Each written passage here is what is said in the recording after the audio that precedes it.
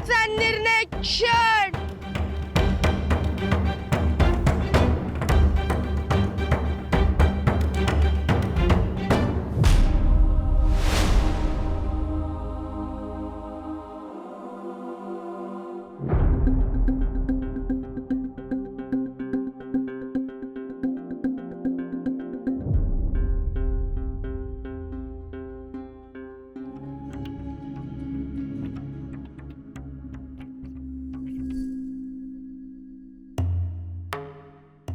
कुणाची नजर नको लागायला माझ्या नवऱ्याला. मारतात बाजी या आमचा अंताजी. चला लवकर, ते टीव्ही वाले वाट पाहत असतील. आणि ऐका मी काय म्हणती, आणि खाली गेल्यानंतर आमचा व्यंकोबा असा तसा, व्यंकोबाने हे केलं ते केलं, व्यंकट महाराज असे, अशी भावाची आरती ववाळत बसू नका. हा, तुम्ही काय केलं, तुम्हाला काय करायचंय त्याबद्दल बोला. तुमचं वडील तुमच्याबद्दल कसं चांगलं बोलायचे ते सांगा. तात्या माझ्याबद्दल कधीच बरं बोलले ना. आपण तुम्ही सांगायला काय हरकत आहे.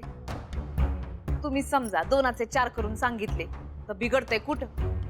ते थोडीच वरून खाली येणार आहेत आणि तुम्हाला सांगणार आहेत या असं मी बोललोच नव्हतो. हे पा, तुम्ही म्हणाल तेच खरं होणार आहे. आपण आपल्या बाजूनं 4 गोष्टी अधिकच्या सांगितल्या तर बिघडतंय कुठं.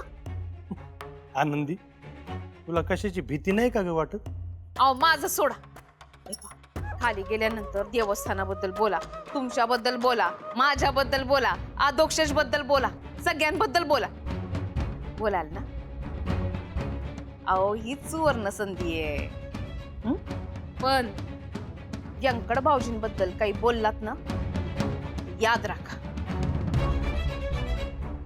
चला चला चला ना. तूच बोल ना.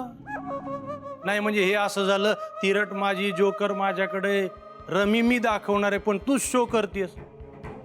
मग तूच बोल. मी राहतो नुसता उभा तिथं खांबासारखा. बाबो चिडला माझा नवरा, होय ना?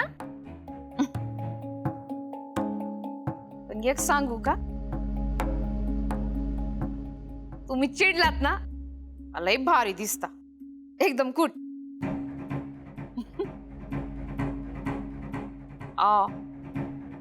हा सखी, हा सखी, अजून हा सखी. बस इतकंच. त्या मी फेंदारल्या ना का ते बरोबर नाही दिसत. थोडं कर. हा मी शट वाजत्यात का?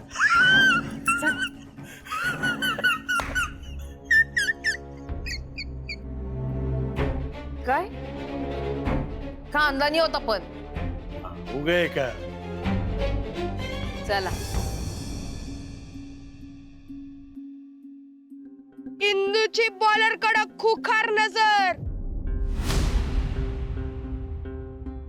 पंड्या बॉलरची पाकपूक पाकपूक.